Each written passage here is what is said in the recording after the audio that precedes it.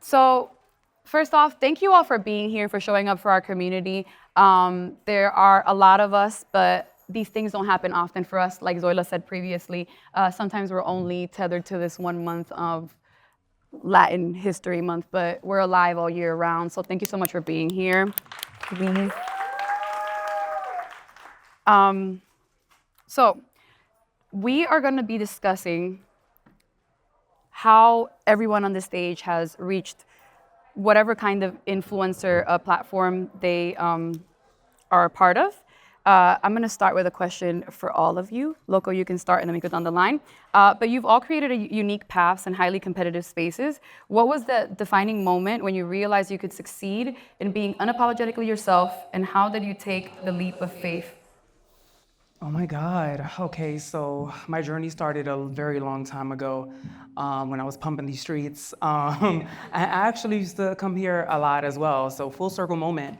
But for me, I know this is gonna sound crazy because I'm very colorful and vibrant, but probably like 4 years ago, I put on a skirt for the first time.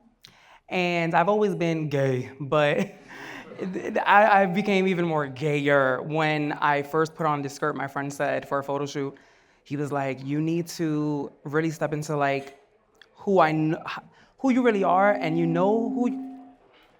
Oh my God, you know who you really are, but you haven't really like fully crossed that line." And I don't know if this is okay. Sorry. Okay, so yeah, so 4 years ago, put on a skirt, simple. And honestly, I felt like it opened doors for me, as crazy as that sounds, because like I said, I've always been fully authentic, fully myself, but I feel like that was when I just started to like open up more and just not give a fuck, excuse my language. And that opened up doors for people to approach me. I landed a T-Mobile commercial for Pride, and I was representing my community, two communities, my queer community, my Latinx community. And yeah, I feel like just as simple as putting on a skirt really just changed everything for me. I love that. Yeah. I couldn't take off the skirt when I was little, so I had the obsession. I never dressed. And honestly, it was a long answer, but to really like wrap that question up, like betting on myself, I feel like that was a way of me betting on myself because once I did, put on a skirt or put on a dress, you can follow me on Instagram, you'll see it, plenty of it. I've never felt more me than I have 4 years ago. I mean, growing up in Spanish Harlem was not easy at all. I got my ass beat all the time. I got stabbed, I got spit on, the whole thing. So I definitely think that was a form of me betting on myself. For sure, and I think that like taking those small risks are what brings people closer to like living out their full potential. So I really appreciate that. Ali, what about for you? Hey, so I think for me, I was always like at a crossroads. I was the type of person that was asking everybody for their opinion on my projects. I was always questioning myself. I was always doubting myself. And then I got to radio, and I thought, this is it. I'm gonna make it. Everyone's gonna know who I am. And this is around the time when radio, the visual aspects that you're seeing now wasn't as evolved back then. And so my instrument was really my voice. And growing up, when I went to high school, everyone would say, "Oh, you sound like Rosie Perez, you have an accent." So I consider that to be my strength. But when I got to radio, I quickly found out when they took me off air and the program director said, "Hey, you know what? You gotta tone down that accent." And I was just like, damn. Like this was something that I considered to be my strength. So to hear that I have to tone down my accent, something that like growing up in my hood, everyone sounded the same. They all sounded like me. So it wasn't like a weird thing. And I actually tried to conform. Like I tried to like tone it down and I just couldn't. I couldn't. And I just told the program director, like, listen, this is who I am. You're gonna take this Rosie Perez voice or nothing at all. You could take me off air, I don't care. Like, this is just me. And once I stepped into that authenticity of myself, and what I will say is like, people don't resonate with this like picture perfect image of what you think you should be. People really resonate and crave that realness. And once I stepped into that, everything changed for me. And the opportunities for me, it wasn't only bigger, but it was more aligned with my truth. And I think that, like, once I did that, it just shifted everything for me, like, honestly. And that's when I really stepped into my power. What about for you, Julian? So I rewrote this like a million times. And now standing up here, I'm like, no, I'm not going to say that. What I really want to say is there's not a lot of brown trans men, trans mass people in the media. I'm probably the only one here today. And for me, the defining moment, honestly, is being here. I lost my mom December 2023 due to cancer for 7 years. She was actually a Memorial Sloan Kettering client. Shout out to them. And I lost a lot of inspiration, motivation to do any content. But being here is like a huge reminder to just keep going, even if you feel like shit. Like, you know, I lost the only person in my life that I loved endlessly. But this showed me that I know she's up there. Like, you did it. You're brown, trans, and proud, and you're here. And I think that to me is a level of success or a beautiful moment in my life. Just being able to exist in this space as I am and seeing these people, you beautiful people, you as well, all of y'all, is really defining. Thank you for sharing that, and I'm so sorry. I know she would be very proud. This question is for Ali, but Loco, you can go, and then Julian, you can follow up, because I'd love to hear all of your takes on this. But standing out in a crowded market is no easy feat. How did you identify your niche, and what strategies did you use to build a loyal following that resonates with your message? So again, for me, like, I was on a journey where I was trying to conform, right? Like, I really wanted to be like whatever that in crowd was. I don't know at the time, but whatever it was, that's what I wanted to be. And then I don't know, like, so, you know, Oprah talks about it, like that aha moment. Yeah, that really happened to me, where I was just like in the shower. I don't know why it came to me in the shower. And it came to me about 6 years ago, and I just told myself, like, I have this idea. I really, really want to represent us. And for me, I really wanted to do a podcast called Growing Up Latina. I had the name, and it was the first thing that I was certain about. It was the one thing that I didn't have to ask anybody for their opinion. I knew this is what I wanted to do. And I told my publicist at the time, I said, hey, you know, I have this idea. I want to start a podcast called Growing Up Latina. This is not about celebrities. I was used to interviewing celebrities on radio. This wasn't about that. This was about telling the real story. I think my mic turned up. Oh, did it turn up? Okay, no. This was about telling the real story of the Latin experience. And I wake up every day and I swear to God, I don't want to be anything other than Latina. I promise you. And that is something that I'm like, I'm going to tell my story, period. And what I found was that, sometimes you gotta project, guys. What I found was that me being authentic and this wasn't about appealing to the masses. I don't give a fuck about the masses.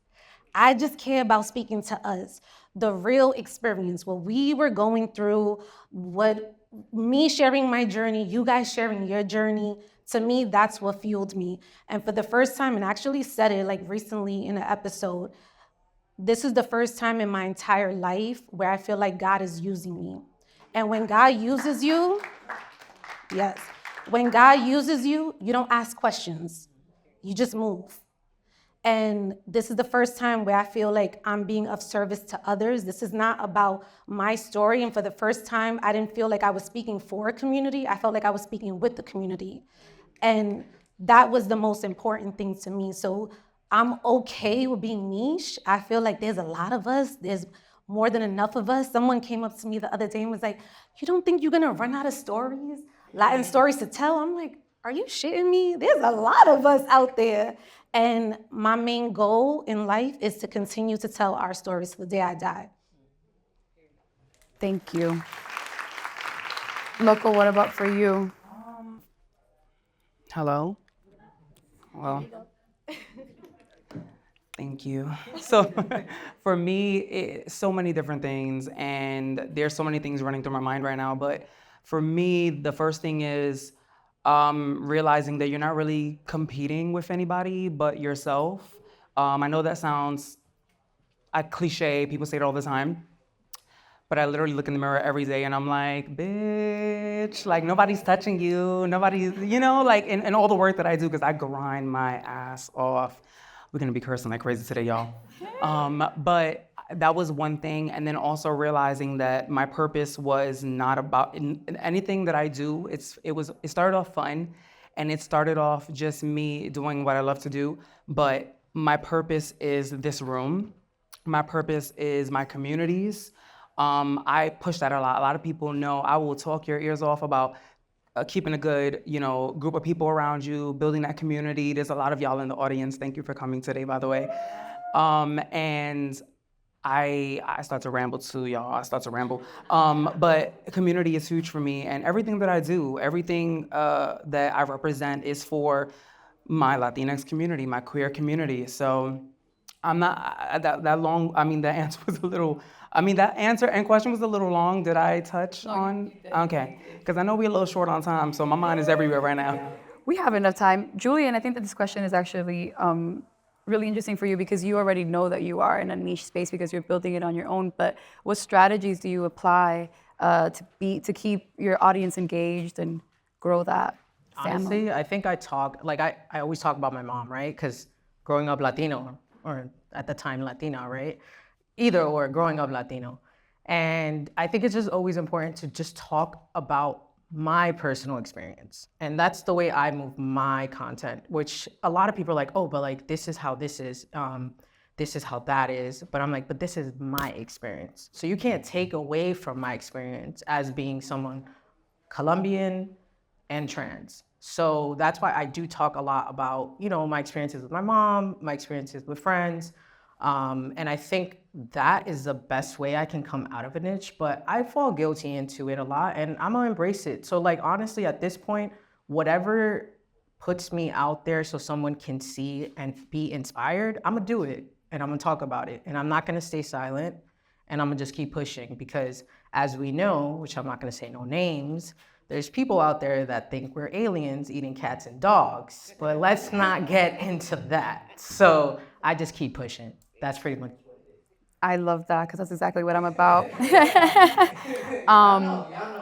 Yeah, we shall not name them, folks. But I like the next question mainly because I'm a really big risk taker. I quit my job about 6 years ago and I started my own creative agency. And then from there, I've taken on other different community and entrepreneurial endeavors. And that's really risky when you don't have anything to fall back on.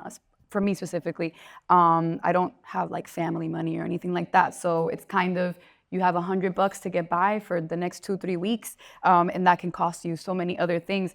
But influencing means taking big risks, both personally and professionally. What are some of the biggest risks you've taken in your career and how did you begin betting on yourself? And we'll start with Julian. I kept going back and forth about this, like pretty much professionally and personally, but I think every day is a risk for me. It's anything I do. I mean, putting myself out there, my story out there, and God forbid I meet someone that doesn't understand me and seeing my content is a risk. I can be in a restroom that somebody does not want me in, and it's a risk. So let's not talk about success and let's not talk about that. Let's talk about the personal level of risk. And once I do it every day. So I feel like if I can do that every day, for me, I mean, that's rewarding within itself. And I can risk anything else in my life. I mean, aside from like calling out for my job and going to events, I've done it, but that's not a risk.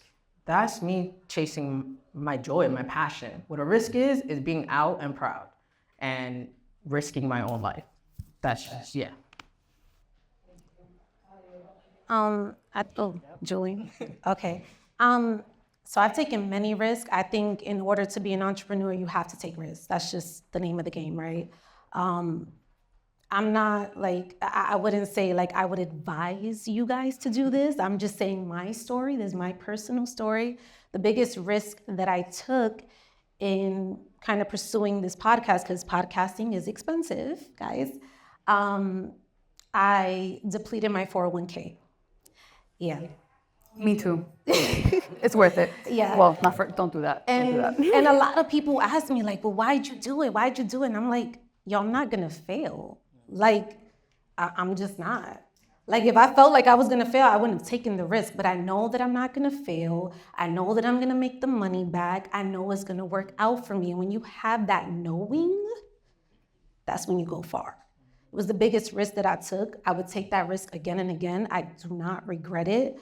And again, you have to figure out what risk works for you. That risk may not work for you. You know, you may want to take a loan against your 401k. I'm not even saying tap into your 401k.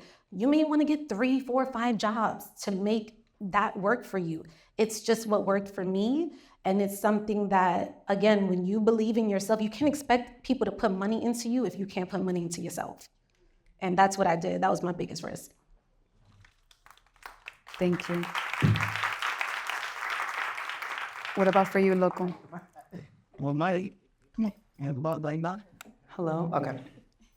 Taking risks for me it started a very long time ago. I think everything that I've been through, like I mentioned earlier, like being beat up, spit, stab, all that stuff that I went through, I feel like it kind of shaped me out to be who I am today. So I'm not really scared of anything. Yes, I do like walk the streets, and we have to fear our lives, you know, as a queer being. But I gotten to this point where I'm just like, I'm ready to risk it all. Like, I'm ready to walk these streets. I'm ready to take on the next job, put whatever work I need to put in to do what I can for what's gonna come after me. Because everything that I'm doing is not just for me. It's literally for the people that are gonna come after me.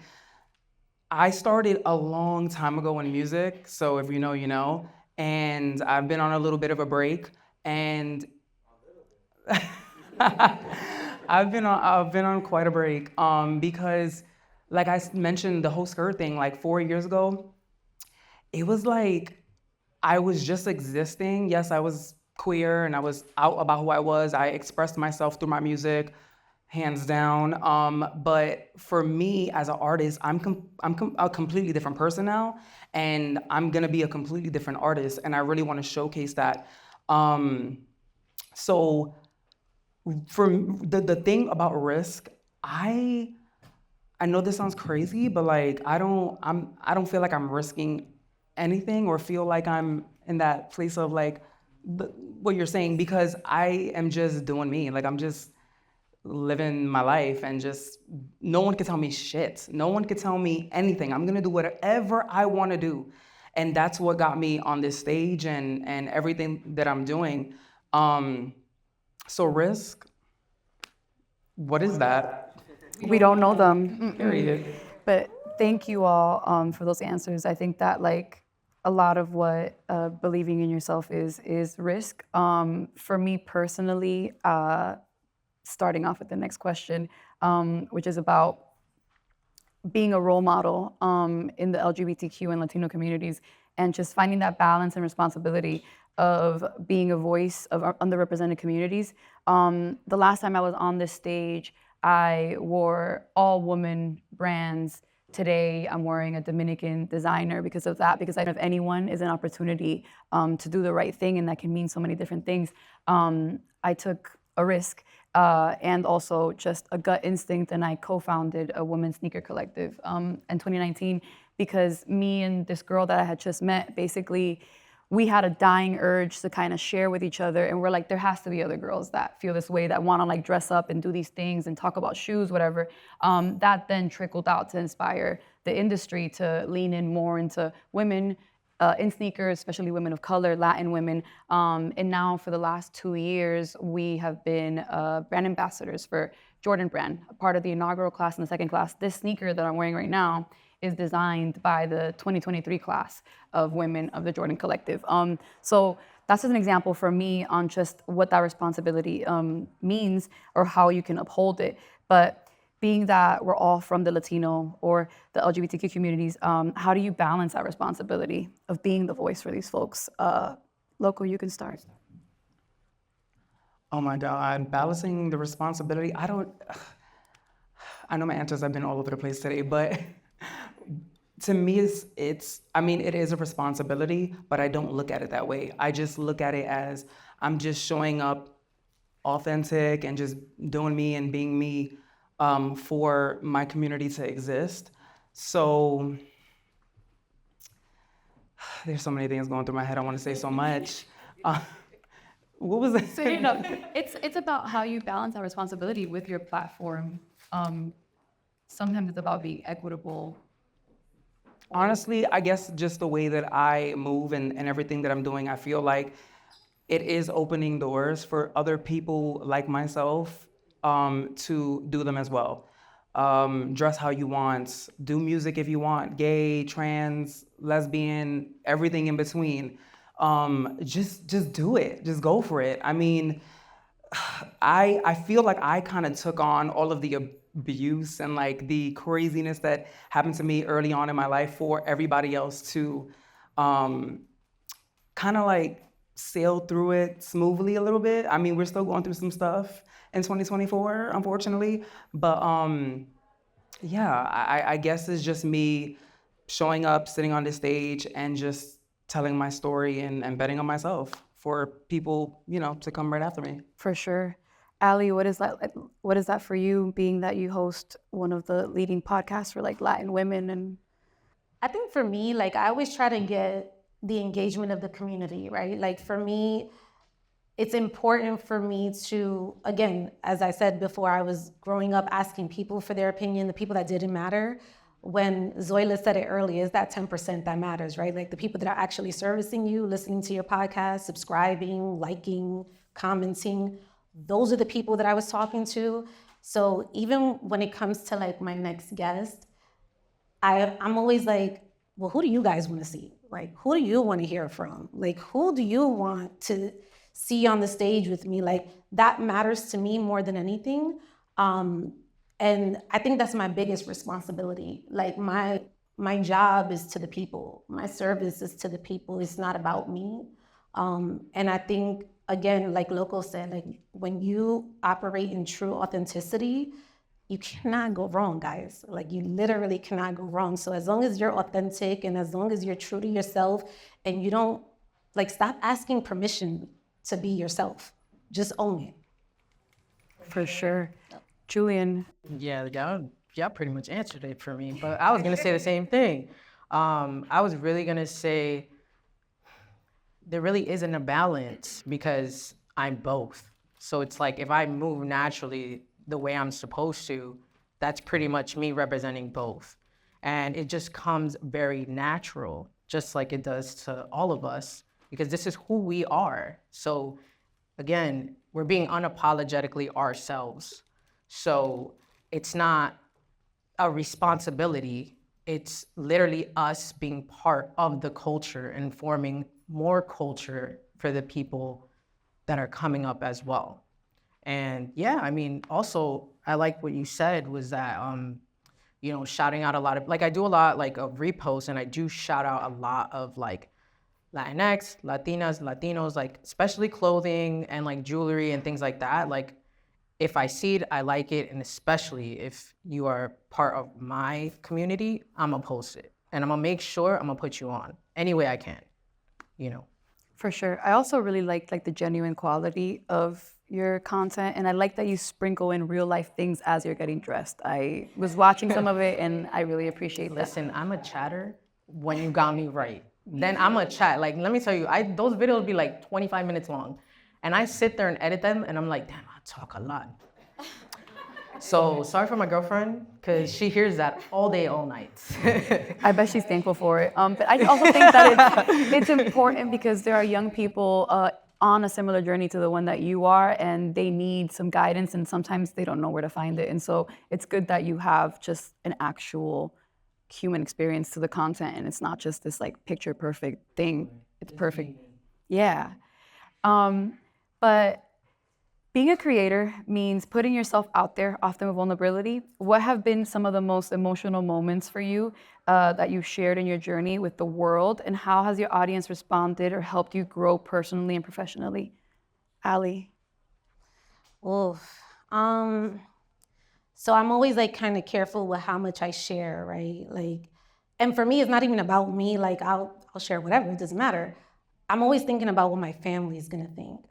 And I had this moment on the episode. I did an episode with Melly where I was interviewing Melly, and I forgot like what the topic was, but I just shared that my mother has Alzheimer's, and that, oh man, like I couldn't even control my emotions. It was the most raw, vulnerable experience for me. And I know like even people on the set were like, "Oh shit, she just shared that for real." And I just remember speaking to my producer, and I said, "Hey, you know what? I think I'm gonna edit that one out. I don't think I'm ready for that." And she was like, "No, just keep that in, just keep that in." And I was like, "Man, I know I'm gonna ruffle some feathers with my family." Because, you know, Latinos, we don't like to talk about that. We don't like to talk about money. We don't like to talk about when people are sick. Like, it's weird, right? And so I sat on that episode for a while. Like, I kind of released other episodes before I actually put that episode out. And I had a conversation with my family, and I said, "Hey, you know what? I said something on me. I said that she has Alzheimer's, but it's just my experience. It's just me, like what I'm going through and how I feel." And my brother looked at me, he said, "I guess you want the family to stop talking to you." And I said, "Damn." And I took about 48 hours and I thought about it. I said, "Damn, what am I gonna do? I'm over here asking people to be vulnerable with me. I'm asking them to share their stories with me, and yet I can't share my stories with the world? It's crazy." And I said, "Man, fuck it. If they stop talking to me, who cares? This is my story. This is my experience. Guess what? Mommy's sick. And I'm helping mommy out. And I'm mommy's proxy. And I know there's other Latinos that are taking care of their mother. Let's keep it fucking real. And let's all help each other out. And I'm gonna help somebody." And yeah, people stopped talking to me. For sure. My family definitely, they were sick to their stomach. And I said, "But this is why I'm doing it. Because why are we not talking about this? Why are we keeping this like, if someone had like a mental illness, it's like, oh no, they're straight 730, they're crazy." No, this person needs help. You know what I'm saying? If you have financial struggles, which I have a terrible relationship with money. I just told you I depleted my 401k account. It don't get more terrible than that. It's like, no, let's talk about it. Let's put this in the forefront. So for me, I'm cool with being vulnerable. I'm cool with shedding my skin, showing you guys the real me. Hey, if you guys feel inspired, if you guys can help me, if you guys can give me $1 or a doctor, help a sister out. But we have to share. This is the only way we learn, guys. Share. Thank you for that. I really identify with that answer. When I came out to my mom as fluid, she definitely like immediately rejected me, and I immediately went on Instagram. But that one post made me feel so held while I was alone in my apartment. And since then, obviously, we're fine now. I'm gonna live, she's gonna live, everybody's gonna be alive, it's fine. But I identify with that because that Latin fear of just people knowing more and whatever is so detrimental to what it can actually help others with. Julian, you have a similar moment of vulnerability. Do you want to talk about it? Yeah, aside from like me talking about being trans, because that's usually when people are more interested in my story, I'm still a person. I'm human. I'm not just Latino. I'm not just trans. I'm a human being. And we all go through similar things, right? So whatever you just said right now touched my whole heart, because I was my mom's primary caretaker for 7 years. And I don't want to get emotional. And I remember when they told us she was going to hospice, and I started to post. And I post here and there about my mom and her illness because it's very important. There's a lot of people we all know. I know there's a million people in this room that know somebody that has cancer or had cancer. It's very common. So I posted a video of my mom, and she was looking very ill. And my aunt actually didn't write to me, but wrote to my sister because my sister also posted something and was like, you should take that down. And I was like, she didn't tell me nothing, so I'm gonna stay quiet, right? Like, as we know, let's not get involved. But I told my sister, I'm like, don't respond because it's our mom. That's our story. However she looks, that's how she looks. It doesn't matter. She's gonna go. So we're gonna post her. And I started posting about my mom, which healed me slightly, but it healed me. I found people were DMing me more than my family. I'm not even gonna hold you. And that's community. That's beautiful, like relationships that you can have. I mean, even just hearing your story, now I'm my primary caretaker of my stepfather and he has dementia. I'm the only person he has. So there's many of us and it ain't easy, but it's important to be vulnerable, in my opinion, and it's important to spread, your stories and talk about it because you don't know what the other person is going through. For sure. Thank you. Thank you all for being so vulnerable. So this question is for everybody, and Loco, we can start with you. But for those watching who are inspired by your journey, what advice would you give to someone who wants to create their own lane, but might be hesitant to take that first leap? I would just say the first step is we all say be authentic, be yourself, just do you, whatever, right? But I think the first step is really it's really like just understanding what it is that you're doing, and if you see yourself as a brand, or something that is, we all got to get delusional. So we have to look at ourselves as like these big stars or whatever in the work that we do. I would say grind your ass off. A lot of people are not gonna give you the blueprints, so you have to figure it out on your own. You have to create your own blueprints. For a long time in music, no one really told me what it was gonna be like to be gay and rapping, and I was doing that for a long, long time, and I felt like I was so slept on, and there's so many stories that I want to touch base on really quickly, but that was one. I actually want to touch base on an emotional moment that I had when I was working with a brand, and it kind of broke me. It doesn't. I just remember them reaching out to me. We went over the business and everything, and I was collaborating with this well-known brand. And when I submitted what I was, we discussed, they told me that I was a parody, that I was a spoof of my community. And I was gagging because literally I'm like, wait, this is who I am, but also this is how my community is. This is how we talk. Like, what did you want me to change? And the crazy thing is that this brand is, I don't know if it's Latin owned, Latino owned, but they pitch themselves and they put themselves out as that, very much that. And it kind of broke me because I've never been through that. When I create or I do whatever it is that I'm doing, I never have an issue because I'm confident in what I'm doing, what I'm putting out into the universe. But when this brand got me together, or they thought they got me together, and so I had to, put my foot down and say, hold on, wait a minute. Who's behind the screen? Who's behind the emails? Who's behind the Zooms? What's going on? Because you clearly don't know our community. You don't know me. You reached out to me. You're paying me this quite, dazzling amount of money. But then you're telling me that, and it felt almost like a power trip. It almost felt like they were trying to, oh, we're giving you this. Well, bitch, tone it down. And that was actually one of the things they said. We got to tone it down because it's giving parody, you're offending your community. And I'm like, how? Just based off of how I'm talking? I'm so confused. It was crazy. And I challenged them like crazy. And the sad part for me was that I had to redo it because they also put their foot down and was like, well, we need to change some things. But we met halfway. Will I work with them again? Probably not. The coin was cute, but there's no way that I could do that again. I felt stripped of who I was. I felt like my authenticity was being snatched from underneath. And it was so disappointing. It was so disappointing. I identify with that a lot because I'm very spicy and I also have no filter. I'm being very tamed right now.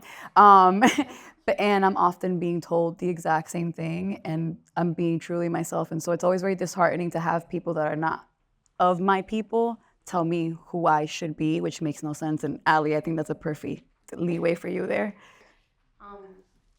I'm gonna try to build your ability just as a short on time. One, just go for it. Just go for it. You show up for yourself every day when it's hard, when you're crying, when you're sad, when you get your period. Like, just go for it. Like, show up for yourself. I think the biggest gem for me is consistency. Consistency. I read a quote one time where it says, if you want to be respected, be consistent. You have to be consistent with your work. You can't just put out, I'm just saying because I have a podcast, you can't put out an episode 1 week and then not put out an episode the next week. It's not gonna work. You can't just be a YouTuber on a month you feel like and then this month doesn't go well for you, so you don't wanna do it anymore. Can't do that. Can't go on live every day and then November you don't wanna go on live anymore. You cannot do that. You have to be consistent. And I think the other thing is, don't just focus on your grind, but focus on your mind.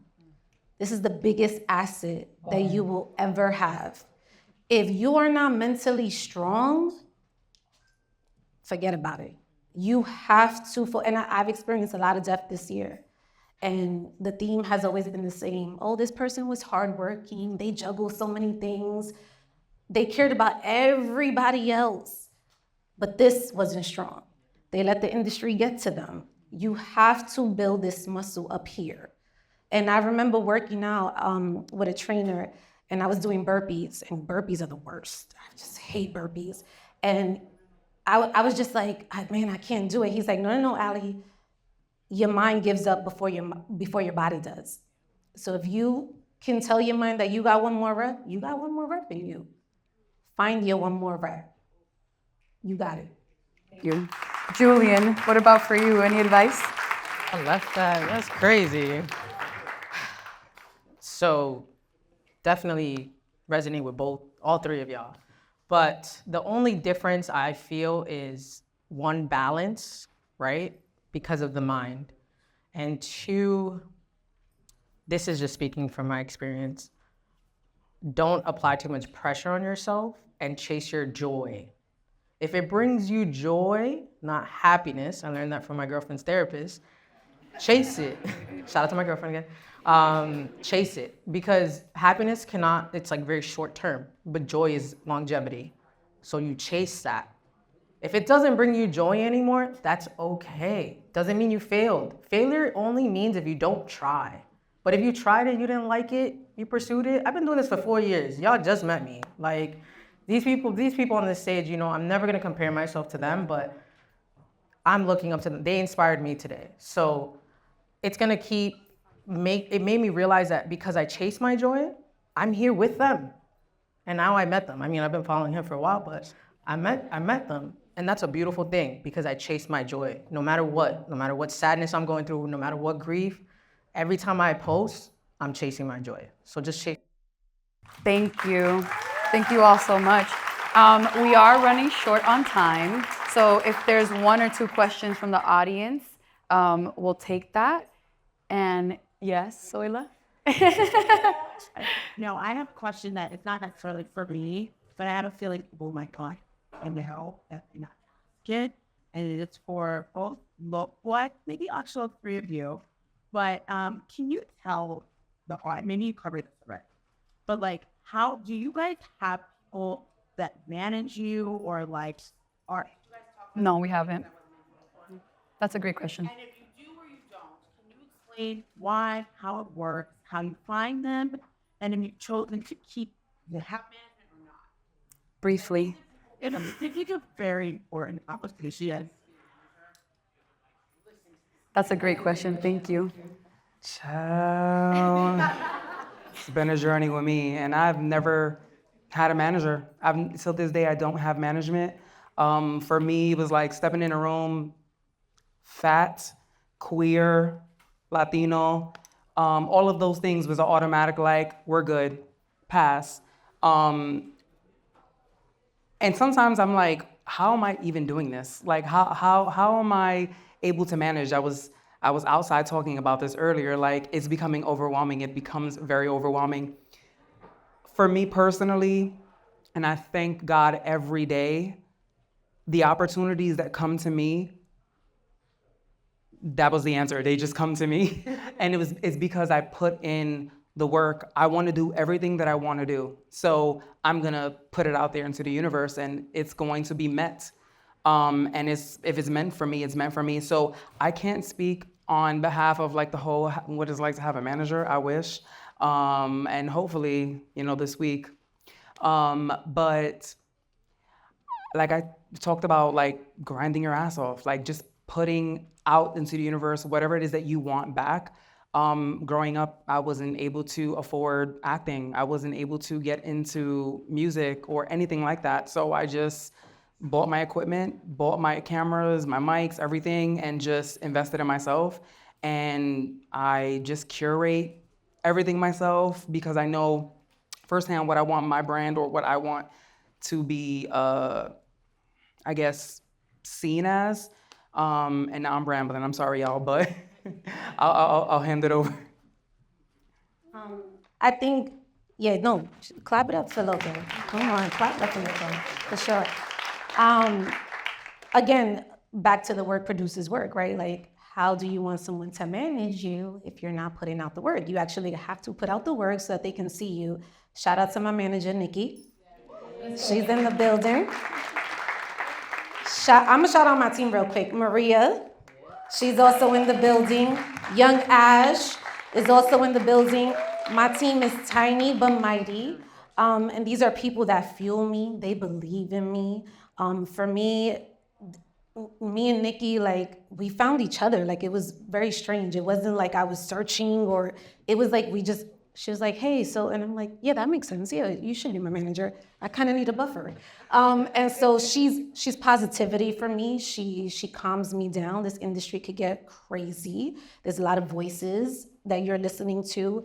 And I don't want to listen to a lot of voices. I want to listen to two, God first, and then Nikki. And then Nikki. But I think again, like if Nikki didn't see how hard I worked and how hard I was hustling for this, and I mean, I wake up thinking about growing up Latina, I go to sleep. It's kind of annoying, guys, honestly. And she hears it all, but honestly, I think she signed up for the job because she really just believed in me. And you have to ultimately find someone that believes in your passion and what you do. And I think she does that selflessly because being a manager is a very selfless type of job. I mean, she has a daughter and everything, and I don't even hear about her complaints on motherhood because she's so zoned in and locked into what I'm doing. So shout out to you, Nikki. I love you so much. Julian, do you have anything before we wrap? No, I definitely am not at that level yet to have a manager. I never entertained the idea either, just because I like to be myself. I don't need people working for corporate all my life,